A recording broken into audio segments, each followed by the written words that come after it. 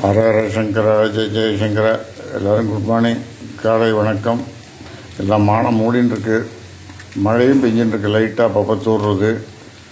So அதனால் இந்த climate தகுந்த மாதிரி மாமி என்ன பண்ணியிருக்காங்கிற சொல்லுவாள். இன்னைக்கு செவ்வாய்க்கிழமை, இன்னைக்கு என்ன பண்ணியிருக்கு? சாம்பார் வைப்பேன் செவ்வாய்க்கிழமை இன்னைக்கு.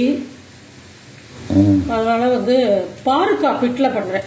மிதிப்பாகல். ஆமாம், மிதிப்பாகல் பிட்டில் நிலக்கடலை போட்டு சில மிதிப்பாகல் போட்டிருக்கா மாமி. இதுதான் மிதிப்பாகல், ஒரு 100 கிராம் வாங்கிட்டேன்.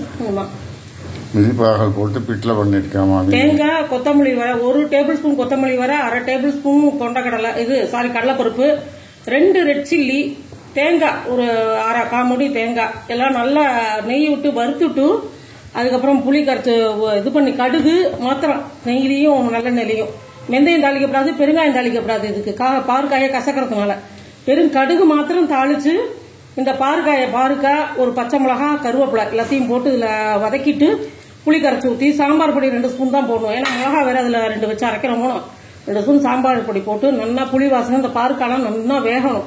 நல்லா வெந்ததுக்கு அப்புறம் ஒரு 100 கிராம் பருப்பு, தோரம் பருப்பையும் வேக வச்சு அதையும் கடைஞ்சி வச்சுக்கிட்டு, இந்த அரைச்ச கொத்தமல்லி கடலைப்பருப்பு விழுதையும் போட்டு இதுல புளி வாசனை போடணும். இதுல போட்டு நல்லா கொதிக்க வச்சு இறக்கணும். கொஞ்சம் பச்சை கொத்தமல்லியும் நறுக்கி போடணும். இதுதான் பாருக்காய் பிட்லை. மிதிப்பாகல்ங்கிறது பார்த்தீங்கன்னா பொடி பொடியா இருக்கும். அதை வாழ்ந்தது நல்லா அலம்பிட்டு, இந்த மேலே இந்த நாம்புக்கு நரம்பு இருக்கும், அது அதையும் எடுத்துட்டு அடியும் மேலேயும் எடுத்துட்டு அதை கட் பண்ணோம்னா ரொம்ப மித்தலாக இருந்தால் விதையை எடுத்துருங்க. விதை இல்லைனாக்கா கொஞ்சம் அதையே யூஸ் பண்ணிக்கலாம். ரொம்ப நாளாக கட் பண்ணிடாதுங்க, சும்மா லைட்டாக பொழந்தா போதும். அது ஆமாம், ரொம்ப நீங்கள் பொடி பொடியாக நறுக்கிறீங்கன்னா கரைஞ்சி போயிடும் அதில். அதனால இதுதான் மிதிப்பாகல் மாமி எப்படி செய்யறதுங்கிறது பிட்டில் எப்படி பண்ணுறது சொல்லியிருப்பா. ஸோ இன்னைக்கு மிதிப்பாகல் பிட்டில் அதுக்கு தொட்டுக்கிற மாதிரி காம்பினேஷனாக என்ன பண்ணியிருக்காங்கன்னாக்கா,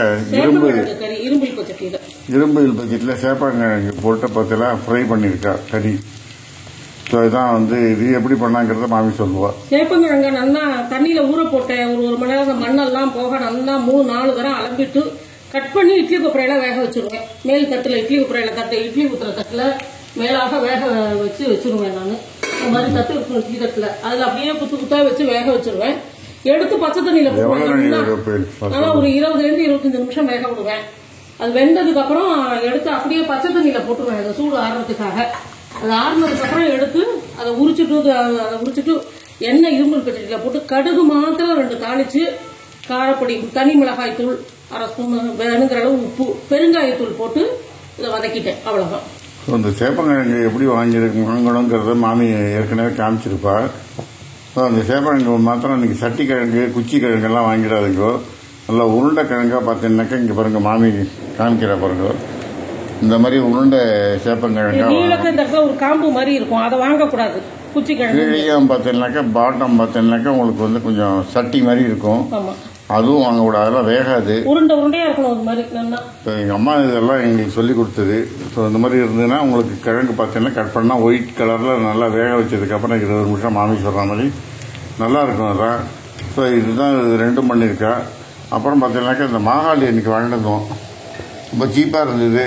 சரி வாழ்ந்து தோலெல்லாம் ஊற போட்டு நல்லா அலம்பிட்டு நல்லா சுத்தம் பண்ணிவிட்டு நல்லா அதை கட் பண்ணி தோலெல்லாம் நல்லா எடுத்துட்டு, அதுக்கப்புறம் பார்த்தீங்கன்னாக்கா நடுப்புற ஒரு நரம்பு இருக்கும், நல்லா வெள்ளை வெள்ளைன்னு இருக்குது. இந்த கிழங்கு பார்த்தீங்கன்னா பிஞ்சு கிழங்கா இருக்குது பாருங்க, காமிக்கிறா. இந்த நரம்பை எடுத்துட்டு நம்ம பொடி பொடியாக நறுக்கிட்டு ஒரு வாரம் ஊறி இருக்குது. மஞ்சத்தூள் போடணும், உப்பு போடணும், போட்டு நல்லா ஊற வச்சுட்டு 2-3 நாள் கழிச்சு இதுக்கு கொஞ்சமா மிளகா அரைச்சி போட்டுட்டு, அப்புறம் எலுமிச்சம்பழம் ஒரு 3-4 எலுமிச்சம்பழம் அப்பயே கட் பண்ணி போட்டுடணும். நம்ம மாகாளி நறுக்கரிச்சு பொடியா நறுக்கி எலுமிச்சம்பழத்தை போட்டுடணும். அவ்வளவுதான். அது கருக்காம நல்லா விளைவிளையர்னு இருக்கும் மாகாளி. அது 4-5 நாள் கிட்டத்தட்ட ஆயிடுத்து போட்டு, கிட்டத்தட்ட 1 வாரம் ஆச்சு. நல்லா ஊறிடுத்து மாகாளி. ஸோ தயிரில் எடுத்து கலந்து வச்சிருக்கேன். அப்பப்போ தயிரில் கலந்துப்பேன். நான் ஃப்ரிட்ஜில் வச்சுருவேன். கொஞ்சமா 2 கரண்டி தயிர் எடுத்து அதில் மாகாளியை கலந்துப்பேன். ஃபுல்லா மாகாளியில தயிர் கலந்தெல்லாம் வைக்க மாட்டேன் நான். அது கொஞ்ச நாள் ஆச்சுன்னா ஒரு மாதிரி மருந்து வாட வந்துடும். அதனால எப்படிதான் செய்வேன். இது எலுமிச்சங்காய். இது பார்த்தீங்கன்னாக்க இப்போ இந்த சீசனில் தான் கிடைக்கும். இப்போ பார்த்தீங்கன்னா இந்த டிசம்பரில் ஜனவரியில் வரைக்கும் கிடைக்கும். அதுக்கப்புறம் பார்த்தோன்னா அது ஏதோ நன்னாரி சர்பத் பண்ணுறதுக்கு எடுத்துன்னு போயிடுவா, அதனால் கிடைக்காது. இது வருஷத்துக்கு வாங்கி போட்டு வச்சுட்டோம்னா இதில் டைஜஷன் பவர் நிறைய இருக்குது. பிளட் பியூரிஃபை பண்ணும், பிளட்டெல்லாம் சுத்தம் பண்ணும், நல்லா ஜீரண சக்தி நிறையா இருக்கிறதுனால இஞ்சிலாம் நிறைய போட்டிருக்கா. மாங்காய் இந்த இஞ்சி உளுத்து இஞ்சியா போட்டிருக்கேன். எல்லாம் போட்டிருக்கா. அதனால இது உடம்புக்கு ரொம்ப நல்லது. சம்மரில் இன்னும் தொட்டுனாக்கா இன்னும் எண்ணெய் பதார்த்தங்கள்லாம் சாப்பிட்ற போது நல்ல ஈஸி டைஜஷன் ஆகும். ஸோ மாகாளியோட இது ஏதாவது டவுட் இருந்ததுன்னா நீங்கள் கமெண்ட்ஸில் கேளுங்க. அடுத்தது எலுமிச்சம்பழம். நல்லா ஊறிட்டு எலுமிச்சங்காய் ஊறுகாய். இது யூஸ்வலாக வந்து எல்லாரும் பண்ணுறது. 10 எலுமிச்சம்பழம் வாங்கி நறுக்கி போட்டிருக்கேன். உப்பரப்பெல்லாம் போட்டிருக்கேன் மாமி. கடுகு தாளிச்சு போட்டிருக்கேன். வெந்தயமும் மஞ்சப்பொடி பெருங்காயம் நல்லா மிக்சியில் ட்ரையாக வறுத்து பொடி பண்ணிட்டு அதில் போட்டிருக்கேன்.